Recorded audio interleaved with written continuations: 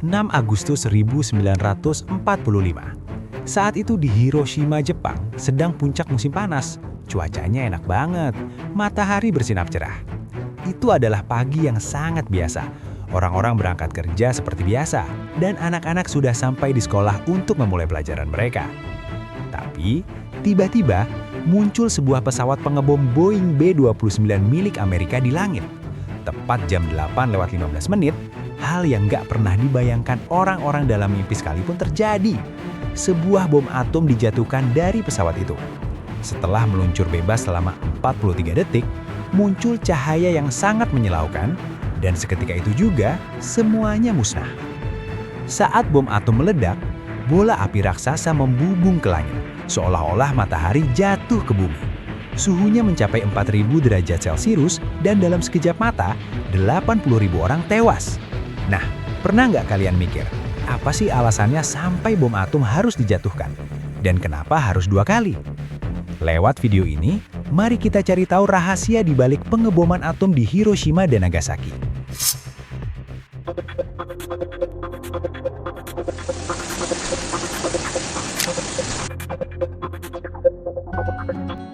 Cerita ini dimulai dari Perang Dunia Kedua. Perang ini pecah tahun 1939, dipicu oleh invasi Hitler ke Polandia. Negara-negara lain pun ikut terseret, hingga seluruh medan perang terbagi menjadi 2 kubu besar. Satu sisi adalah Jerman Nazi, Italia, dan Jepang, yang disebut Blok Poros atau Eksis.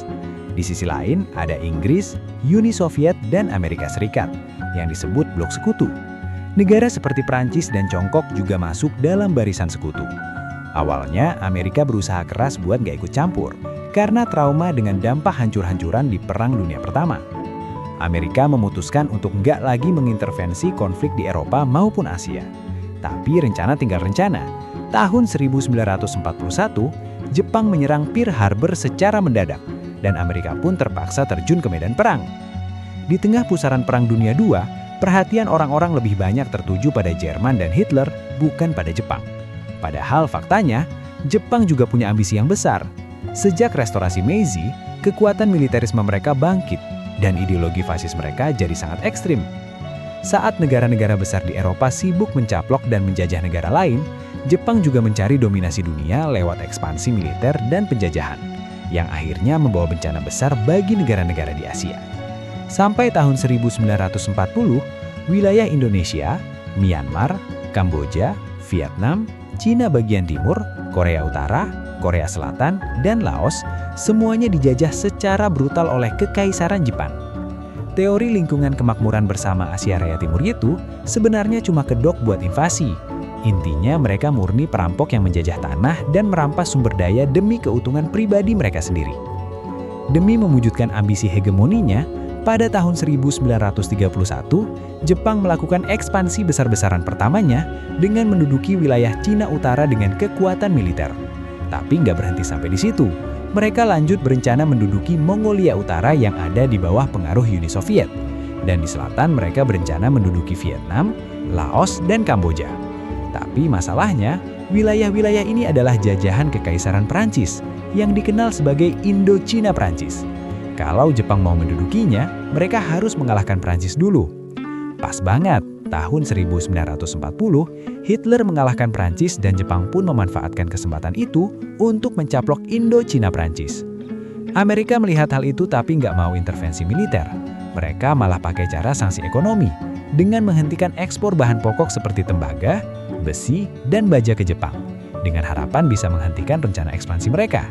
Tapi Jepang cuek aja. Amerika pun merasa kehilangan muka, hingga akhirnya mempertegas sanksi dengan melarang penjualan minyak ke Jepang.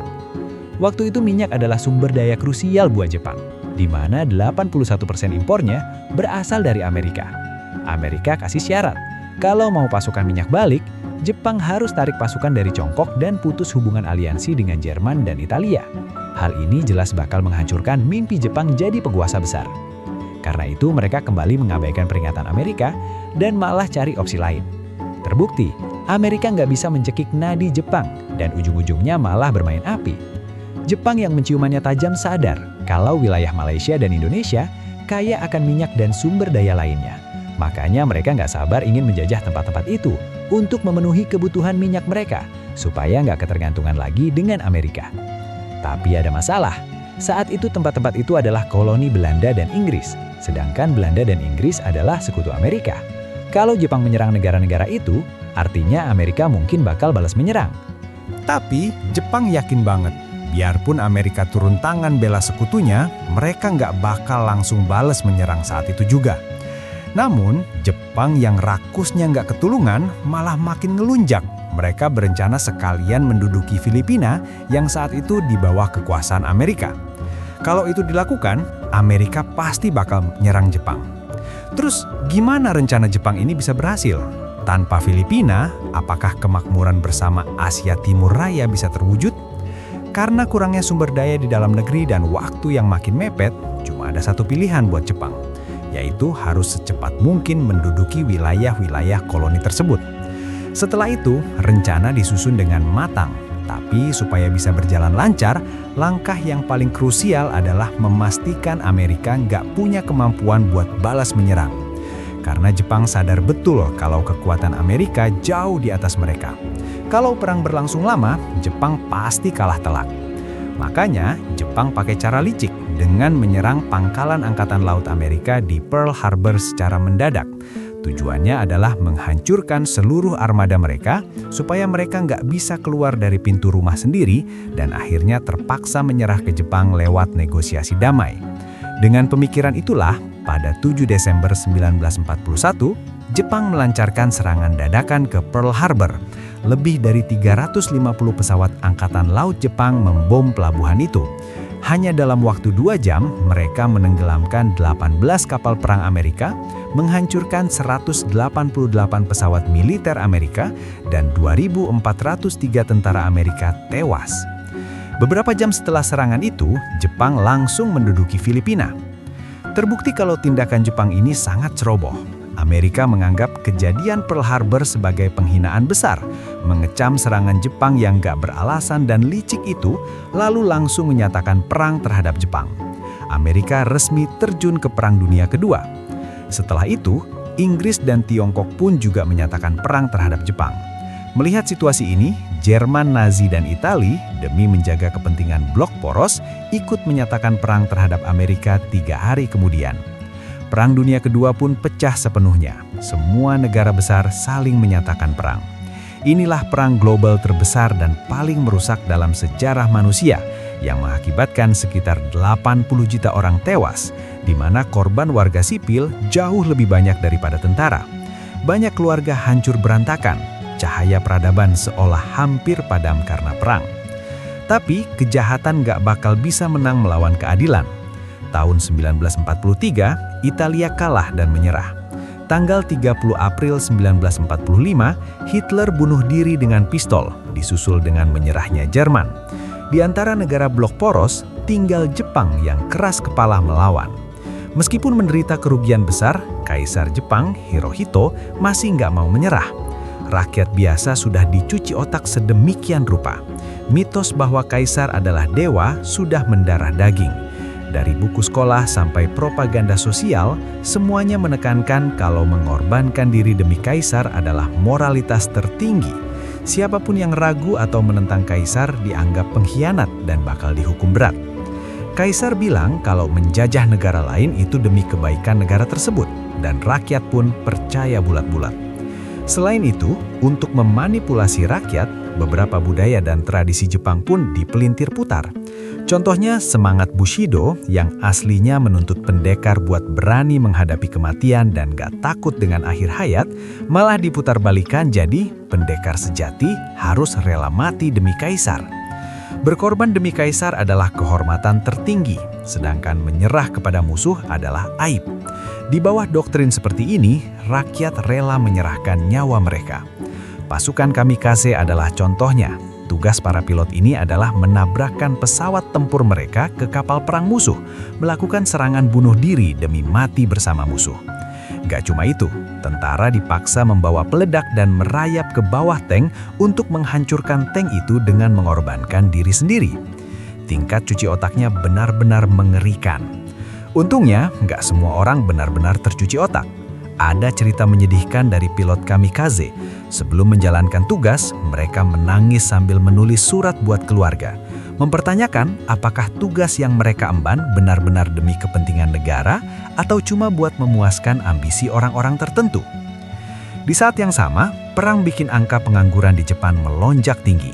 Orang-orang kelaparan, di mana-mana banyak yang nggak bisa makan. Amerika berharap rakyat Jepang sadar dengan kenyataan dan melawan kaisar supaya dia dipaksa menyerah. Tapi itu cuma harapan kosong. Amerika akhirnya sadar kalau satu-satunya jalan buat mengakhiri perang adalah dengan menginvasi Jepang secara total. Cuma tentara yang bisa menggulingkan kaisar. Akhirnya, Amerika merancang Operasi Downfall, rencana untuk menyerbu daratan utama Jepang dan menghancurkan kekuatan militer Jepang sepenuhnya. Dalam rencana itu, Pulau Okinawa harus direbut sebagai batu loncatan untuk menyerang daratan Jepang, digunakan untuk membersihkan segala rintangan yang ditemui dan bersiap buat invasi total.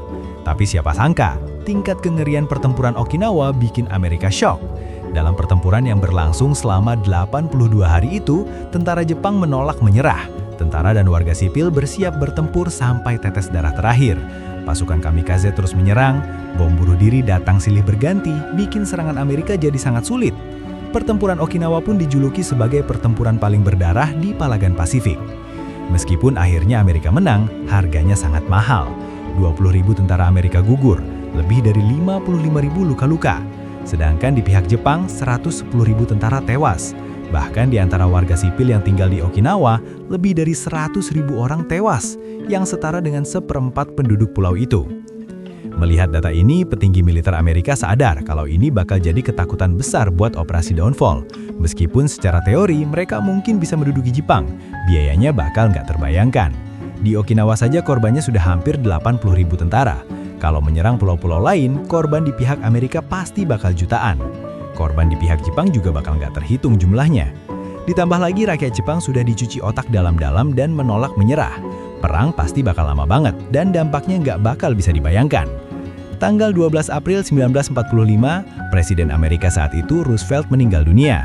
Wakil Presiden Truman naik jabatan, dan tugas buat cari solusi mengakhiri perang melawan Jepang jatuh ke pundaknya. Dia mempertimbangkan berbagai cara, bahkan sempat mencoba negosiasi damai dengan Kaisar Hirohito. Tapi karena Kaisar menolak menyerah, jalan ini dianggap buntu. Di saat nggak ada jalan keluar, Truman diingatkan soal proyek rahasia militer Amerika bernama Proyek Manhattan, yaitu para ilmuwan yang sedang secara rahasia mengembangkan bom atom pertama di dunia.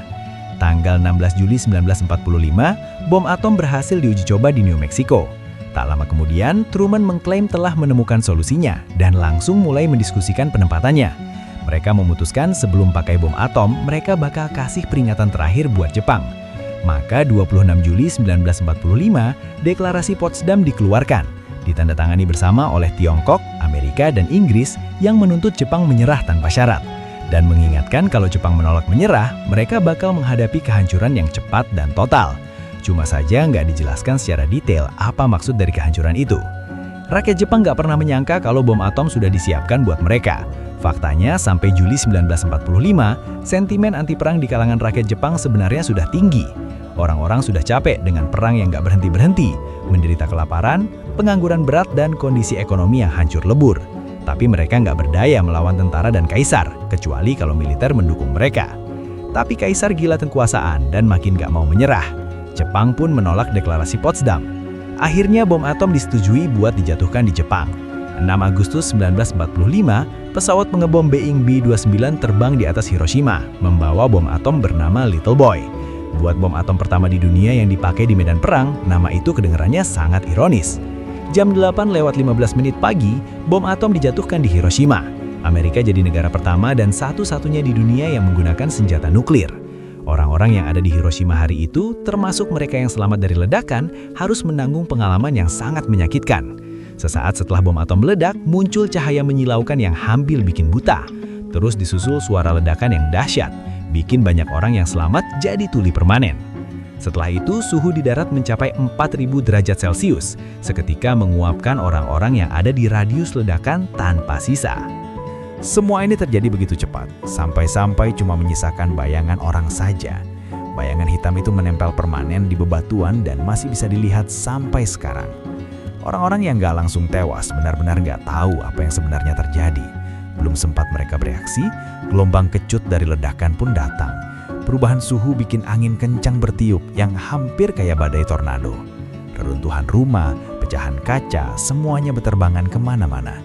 Beberapa menit kemudian, angin mereda dan saat orang-orang melihat ke langit, mereka cuma bisa melihat debu beracun yang berwarna hitam. Ini benar-benar sulit dipercaya. 15 menit sebelumnya, mereka masih melihat langit biru yang indah. Tapi saat itu langit sudah tertutup gas beracun hitam. 70% bangunan hancur, Hiroshima rata dengan tanah. Kota itu sudah nggak ada lagi. Pemandangannya sangat mengerikan. Kulit mayat-mayat mulai mengelupas. Orang-orang mengalami dehidrasi parah dan kesakitan yang luar biasa. Sekitar setengah jam setelah ledakan, langit mulai hujan. Orang-orang awalnya pikir ini bakal sedikit meredakan rasa sakit. Tapi kenyataannya, debu beracun di udara bercampur dengan uap air membentuk awan. Dan setiap tetes air yang turun warnanya hitam. Tetesan air itu mengandung minyak yang jatuh dari langit, bersifat racun dan susah dibasuh. Biasanya kalau bencana menyerang sebuah kota, dokter dan ambulans bakal langsung datang ke lokasi buat nolong orang-orang. Tapi di sini, 90% tenaga medis tewas dalam ledakan, dan banyak rumah sakit yang juga hancur. Siapa yang bakal nolong mereka? Orang-orang yang nggak langsung meninggal, banyak yang tewas beberapa hari, minggu, atau bulan kemudian karena penyakit radiasi.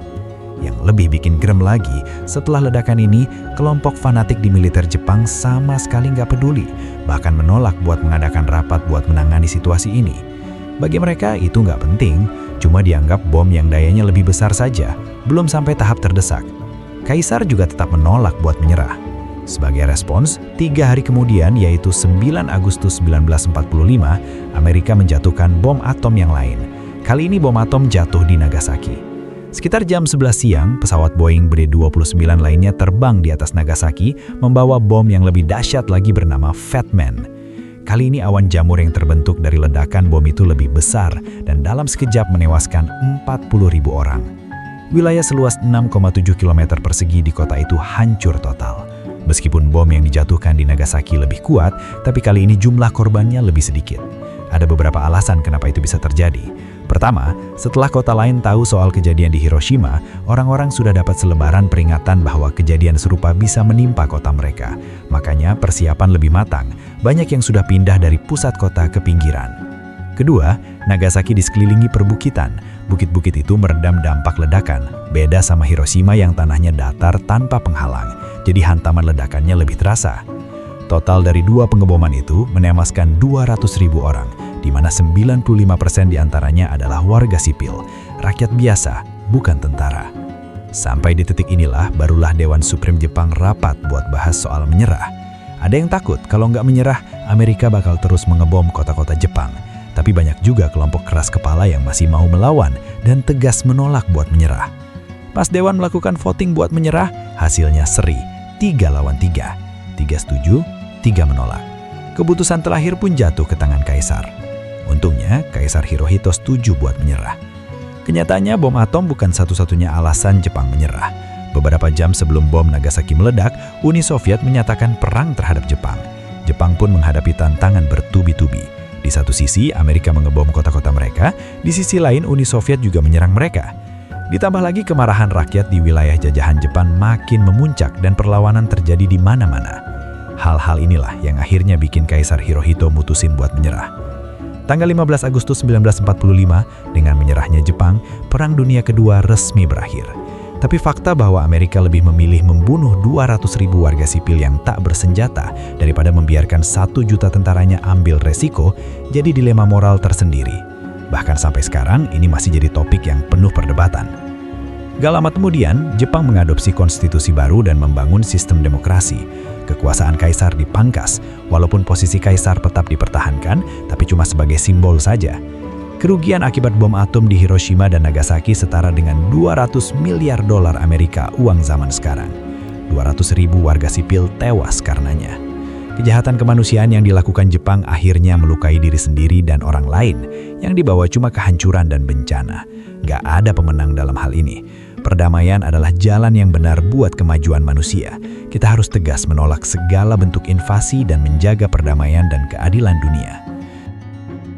Jadi, menurut kalian apakah keputusan Amerika menjatuhkan bom atom itu tindakan penyelamat agar perang cepat usai atau murni kejahatan kemanusiaan yang nggak bisa dimaafkan? Tulis pendapat kalian di bawah, mari kita diskusi. Kalau kalian dapat ilmu baru dari video ini, like videonya dan jangan lupa subscribe biar nggak ketinggalan video seru lainnya. Kalau ada kritik dan saran, jangan sungkan tuliskan di kolom komentar, karena pendapat kalian berharga buat channel ini. Sampai jumpa di video berikutnya. Dadah!